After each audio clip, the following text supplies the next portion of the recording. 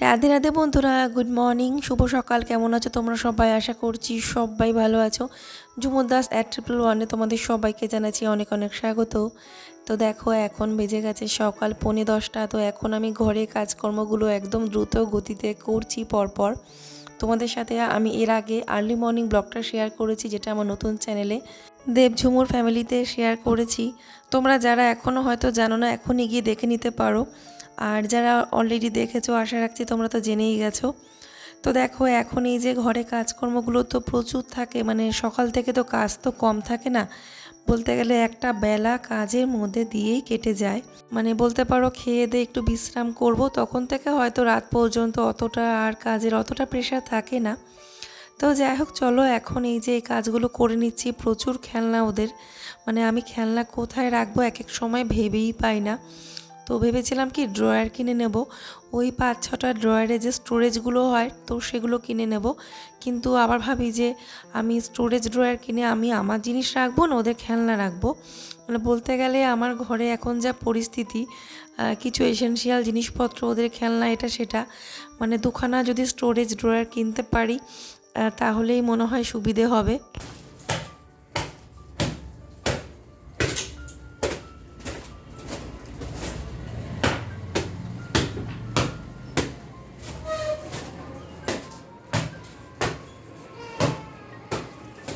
তো যাই হোক, সমস্ত কিছু গুছিয়ে একদম ঝেড়ে টেড়ে নিয়ে এবারে আমি ঘরগুলো মুছে নিচ্ছি। আর এই ঘরে বিছানাটাও ঝেড়ে নিয়েছি, মানে দুটো ঘরে বিছানায় ঝেড়ে নিলাম। আর বাকি সকালবেলায় যে আমার বেডরুমটা গুছিয়েছি, টুকটাক কাজকর্ম তো তোমাদের সাথে শেয়ার করেছি আগের ভিডিওতে। তবে আমি বলবো তোমরা পুরো ভিডিওটা দেখো। মানে আমি যখনই একদিনের ভিডিও দুভাগ করে নিই বড় হয়ে যায় বলে, তখন আমি দেখেছি তোমরা হয়তো নেক্সট ভিডিওটা পুরোটা দেখো না, কিন্তু আমি প্রচণ্ড এফোর্ট দিয়ে ভিডিওগুলো বানাই। মানে তোমরা দেখলে বুঝতে পারবে ভিডিওটা কিন্তু একেবারে বেকার না। তো সেজন্যই তোমরা হয়তো ভাবো যে একদিনে দুটো ভিডিও, একটা ভিডিও দেখার পরে পরে ভিডিওটা অনেকেই তোমরা দেখো না। কিন্তু আমি পরে ভিডিওতে যথেষ্ট কাজকর্ম, মানে কিছু প্রয়োজনীয় কিছুই শেয়ার করি। একদম বেকার ভিডিও আমি দিই না। আমি ভিডিও দেবো না তাও ভালো, কিন্তু তাই বলে বেকার জিনিস শেয়ার করে তোমাদের সময় নষ্ট করব না। তো সেই জন্য তোমাদের কাছে একটাই রিকোয়েস্ট, যারা আমার সাবস্ক্রাইবার বন্ধুরা আছো, যারা অলরেডি মানে সাবস্ক্রাইব করেছো, তো অবশ্য করে ভিডিওগুলো দেখো। কারণ সাবস্ক্রাইব করে রেখে দেওয়ার পরে যদি ভিডিও তোমরা না দেখো, আমার চ্যানেলের ওপরেই কিন্তু ব্যাড ইমপ্রেশনটা পড়ছে। তো সেজন্য তোমাদের কাছে রিকোয়েস্ট করব, তোমরা অবশ্যই ভিডিওগুলো দেখো। যদি তোমাদের ভালো না লাগে সেটা তোমরা তখন তোমাদের ডিসিশন, কিন্তু অবশ্যই ভিডিওগুলো একটু ক্লিক করে দেখবে কিছুটা, তাহলেই বুঝতে পারো ভিডিওটা বেকার নাকি দেখার মতো। তো চলো এখন দেখো, বিছানাটা ওই দিকের ঘরগুলোর কাজ তো সেরে আসলাম, এসে এবারে চলে আসলাম টিভি রুমে। তো এই ঘরে বিছানাপত্র ঝেড়ে আবার গুছিয়ে নেব। প্রতিদিন এই ঘরে খাটের এই চাদরটা নাড়াচাড়া দিয়ে ঝেড়ে আবার কুশান টুশানগুলো সাজিয়ে রাখি। আর এখানেও দেখো কত খেলনা, কি করব, মানে ওদের খেলনাতেই আমার ঘর সাজানো, মানে এক্সট্রা কিছু আর কিনতে হবে না আমার। রাখার জায়গা কোথায় যে কিনবো, সব তাক, এদিকে তাক ওদিকে তাক, এই ঘর ওই ঘর, মানে ওদের খেলনাতেই ভর্তি। তো যাই হোক, চলো বিছানাটা ঝেড়ে সুন্দর করে একটু সাজিয়ে গুছিয়ে নেব। তারপরে এই ঘরটা মুছে নিলে আমার কাজ এদিকের মানে ক্লিনিংয়ের কাজ কমপ্লিট। তারপরে চলে যাব আমি রান্নাঘরে। আর যারা যারা অবশ্যই নতুন আছো, অবশ্য করে কিন্তু সাবস্ক্রাইব করতে ভুলবে না। সাবস্ক্রাইব করার সাথে সাথে বেল আইকনটা ক্লিক করে অল করে দেবে। আমি আমার এই চ্যানেলে ব্লগ ভিডিও শেয়ার করি। আর তোমরা যদি সেরকম রেসপন্স দাও, আমি প্রতিদিনই ভিডিও দেব। কিন্তু যেহেতু দুটো চ্যানেল, তার জন্য আমি অল্টারনেট করে দিচ্ছি এখন। কিন্তু যদি সেরকম রেসপন্স পাই, আমি কষ্ট হলেও আমি প্রতিদিন ভিডিও দিতাম। অবশ্যই তোমাদের উপর ডিপেন্ড করছে সেটা। তোমরা যদি সেরকম রেসপন্স দাও, আমি প্রতিদিনই ভিডিও দেব।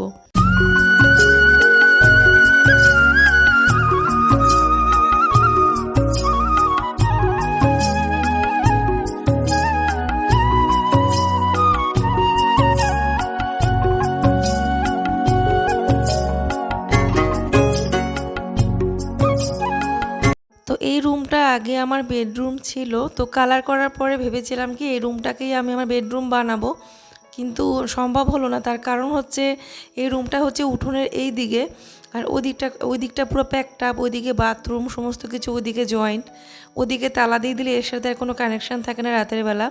ফলে কি হয়, আমাদের রাতের বেলা বাথরুমটা ইউজ করতে অসুবিধে। তো নানান দিক থেকে কিছু অসুবিধের জন্যই আজকে আমি এই রুমটা বেডরুম আর ব্যবহার করতে পারলাম না, এমনি রুমটা ব্যবহার হয়। না হলে এটা হচ্ছে বেস্ট জায়গা বেডরুমের জন্য, মানে পজিশনটা একদম ঠিকঠাক ছিল।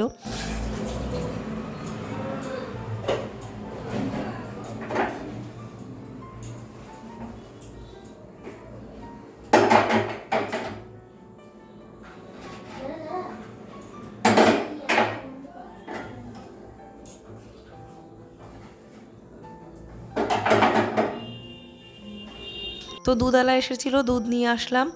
তারপরে এখন দেখো রান্নাঘরে কাজগুলো শুরু করলাম। মানে রান্নাঘর তো জানোই, সকালে ব্রেকফাস্ট বানানোর পরে আরেকবার ক্লিন করতে হয়, বাসন কোসন মাজা থাকে সেগুলো করতে হয়। আবার অনেকেই সকালে ব্রেকফাস্ট বানানোর সাথেই রান্নাবান্নাটা সেরে ফেলে, সেটা তো খুবই উত্তম, মানে সেটা খুবই ভালো, ওই ব্রেকফাস্ট বানানোর সাথেই রান্নাটা সেরে ফেলা। কিন্তু সেটা আমি করতে পারি না। তার কারণ হচ্ছে চারিদিকে এলোমেলো ঘরদোর ওরকম রেখে দিয়ে আমি রান্নাঘরেই পড়ে থাকবো, সেটা আমি পারি না, 1 নম্বর। আর 2 নম্বর হচ্ছে, যেহেতু ঠাকুরের ভোগের রান্না করি, তার জন্য ভোগের রান্নার জন্য সেরকম একটা প্রিপারেশান দরকার হয়, একদম সব কিছু নিট অ্যান্ড ক্লিন পরিষ্কার করে নতুন করে রান্নাটা সেভাবে করা ঠাকুরের ভোগের জন্য, তো সেভাবেই করতে হয়। তো ওই কারণেই আমি করতে পারি না, কারণ ঠাকুরের ভোগের রান্না তো জানোই কীভাবে করা উচিত।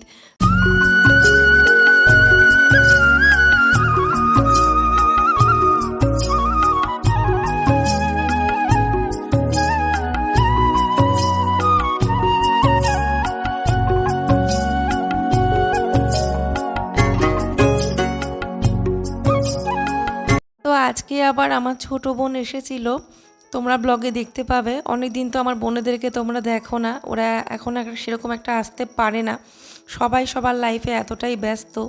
এর আগে যখন ছুটি পড়েছিল মেজো বোন আসতো, কিন্তু ও আসেনি কেন, অলরেডি ও দার্জিলিং বেড়াতে চলে গিয়েছিল, মানে বাইরে ট্যুর করে বেরিয়েছে, সেজন্য এখানে আসার সময় পায়নি। আর ছোট বোনও তাই এতটাই বাড়িতে ব্যস্ত, তো ও এসে আর কি থাকতে পারেনি সেরকম। তো সামনে আসার কথা আছে, দেখি কদিন কি থাকতে পারে। দোলের আগে ওরা আসার কথা আছে, তো একসাথে যদি দুজনেই আসে খুব ভালো হয়, খুব মজা হবে সবাই মিলে, 3 বোন মিলে আবার এক জায়গায় হয়ে বেশ মজা করা যাবে কদিন। তো দেখি কে কখন আসে আর কি। তো মেজো বোন বলছে মানে ওদের বাড়ি পরিস্থিতি বুঝেও আসবে, সবার সুবিধা অসুবিধা দেখে সময় বুঝে ওকে আসতে হবে। তো বোনের ছেলেরও তো পরীক্ষা শেষ হয়ে গেল, ওরও 1 মাসের ওপরে ছুটি আছে, মানে একই স্কুলে যেহেতু পড়ে। তো মিষ্টুর শেষ হলো 1 তারিখে, মিষ্টু গোপালের পরীক্ষা শেষ হলো 1 তারিখে, আর বোনের ছেলের পরীক্ষা শেষ হলো 4 তারিখে, এই আর কি, ওদের শুক্রবারে ওদের সোমবারে। তো ফাইনালি এখন সবার ছুটি। এই যে মিষ্টু এখানে মটরশুঁটি ছুলে দিচ্ছে, মটরশুঁটি ওরা মটরশুঁটি ছুলতে খুব পছন্দ করে, মটরশুঁটি ছুলে দিচ্ছে। আর ওদিকে আমি ভাত বসিয়ে দিয়েছি, অল্প ভাত তো, তাই আমি এমনি স্টিলের একটা বাটি আছে তাতে বসিয়েছি। আর এখানে এই যে এখন ডালটা ফোড়ন দেবো। আর আজকে সোয়াবিনই করতে হবে, কারণ ওরা তো বেগুন পোড়া টমেটো পোড়া খাবে না, তো বেগুন পোড়া দেবো, টমেটো পোড়া দেবো, ডাল, এখন ডালটা ফোড়ন দেবো।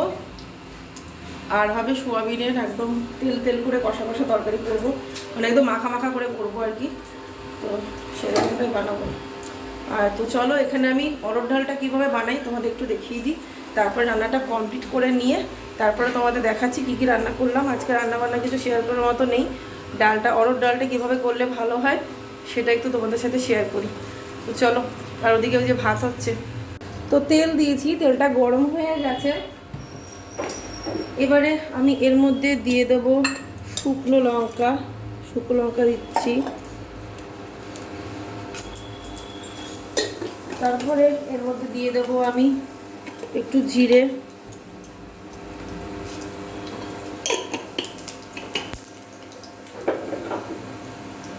তারপরে এর মধ্যে দেব আমি একটুখানি হিং, তারপরে এর মধ্যে দিয়ে দেব আমি টমেটো। এবারে আমি এর মধ্যে দিয়ে দিচ্ছি টমেটো, তো এর মধ্যে দিয়ে দেবো হলুদ,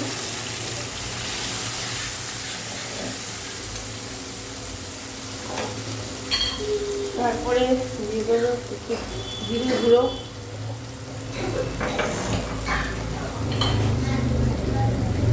দেবো একটু লঙ্কার গুঁড়ো, সুন্দর ডালে কালার আসবে। তো ভয়েস ওভার ছাড়া যদি ডাইরেক্ট কথা বলে ভিডিও করতে পারি তো সেক্ষেত্রে কিন্তু আমার ভিডিও এডিট করতে অনেকটাই সময় কম লাগে, সুবিধে ভীষণই হয়, কিন্তু চারিদিকের আওয়াজের জন্য আমাদেরকে সেই ভয়েস ওভার দিয়ে ভিডিও করতে হয় বেশিরভাগ ব্লগারদের দেখবে। আর যারা দেখবে কথা বলে সুন্দর ব্লগ করে, আমারও ইচ্ছে করে ওইভাবেই ব্লগ করতে, কারণ সেই ব্লগগুলো না খুব তাড়াতাড়ি এডিট করা যায়। আর টোটালটা যদি আমি কথা না বলে ভিডিও করি সেটাতে পুরোটা ভিডিওতে মানে পুরো ভিডিওতে ভয়েস ওভার দিতে অনেকটা সময়ের ব্যাপার, তো যার জন্য আমাদের এডিটিংয়ে বেশি সময় লাগে। আরেকটুখানি হোক, তারপর এর মধ্যে ডালটা দেবো।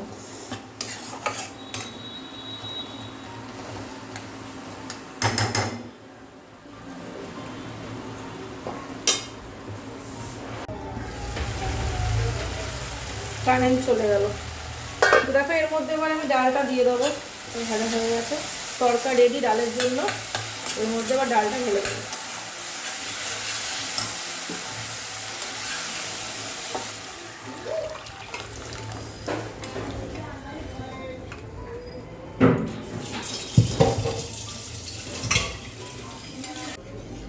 কি সুন্দর ডালের কালারটা এসছে, যে গাঢ় করে করেছি অরহর ডাল। আর এটা এরকমভাবে ডালটা করলেই ভালো হয়, নাহলে ঘি দিয়ে প্লেন করতে হয় ডাল।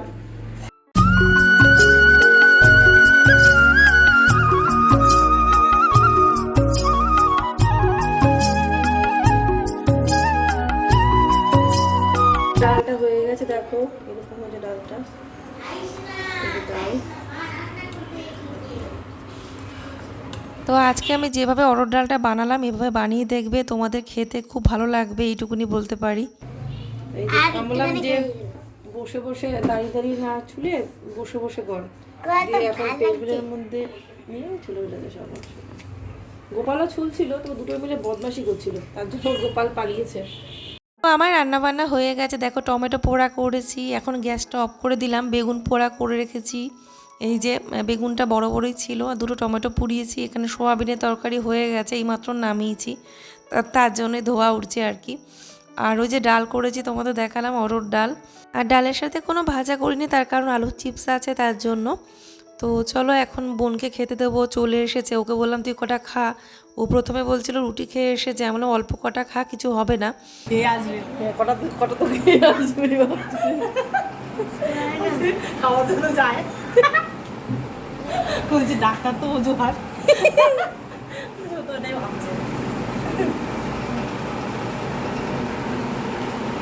ডালে লবণ কম হয়েছে, লবণ কম হয়েছে, ঠিক আছে, ঠিক আছে, ভালো হয়েছে না ডালটা, অন্যরকম। তো ছোটো বোন মেয়েকে স্কুলে দিয়ে তারপরে এসেছে, ওর ম্যামের সাথে একটু দরকার আছে। স্কুলে যখন দরকার থাকে বিশেষ তখনই ও একটু আসে আর কি, না হলে ওর এদিকে আর আসা হয় না। আর ওদের বাড়ির থেকে স্কুলটা অনেকটাই দূর, মানে ও শ্বশুর বাড়ির থেকে মেয়ে স্কুলটা অনেকটাই দূরে। আমাদের বাড়ির থেকে স্কুলটা একদম কাছে, দূরের সামনে স্কুল বলতে পারো। তো সেজন্যই তো সকালে রুটি তরকারি খেয়েছে, তো আমি বললাম কটা ভাত খেয়েই যাবি, সেজন্যই ওকে মানে খাইয়ে দিলাম। অল্প করে খেয়েছে, বেশি একটা খায়নি।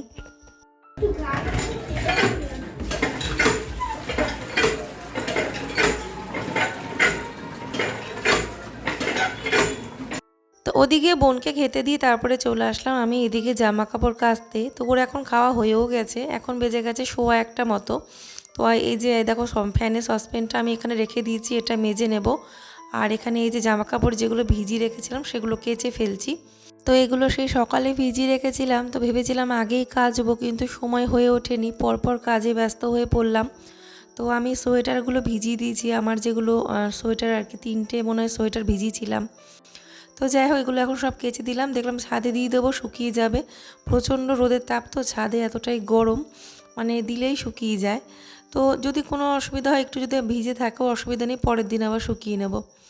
তো চলো এখন এই কাজগুলো কমপ্লিট করি, তোমরা ব্লগটা দেখতে থাকো। তো এখন এগুলো তো আর চিপতে পারবো না, তার জন্য কি করলাম, পুরনো যেখানে কলটা আমাদের লাগানো ছিল আগের, তো সেই কলের ওপরে আমি সোয়েটারগুলো দিয়ে দিয়েছি। ওগুলো মানে জলটা ঝরে যাবে। আর বাকি যেগুলো অর্ডিনারি যেগুলো ভিজিয়েছিলাম কুর্তি এটা সেটা, সেগুলো চিপে নিয়েছি। তো অনেকগুলো জামা কাপড় মোটামুটি কাচলাম, সোয়েটার 3টে ছিল, তার সাথে এমনি জামা কাপড় কিছু ছিল, সব কেচে ধুয়ে এবারে ছাদে দিয়ে আসলে আমার শান্তি।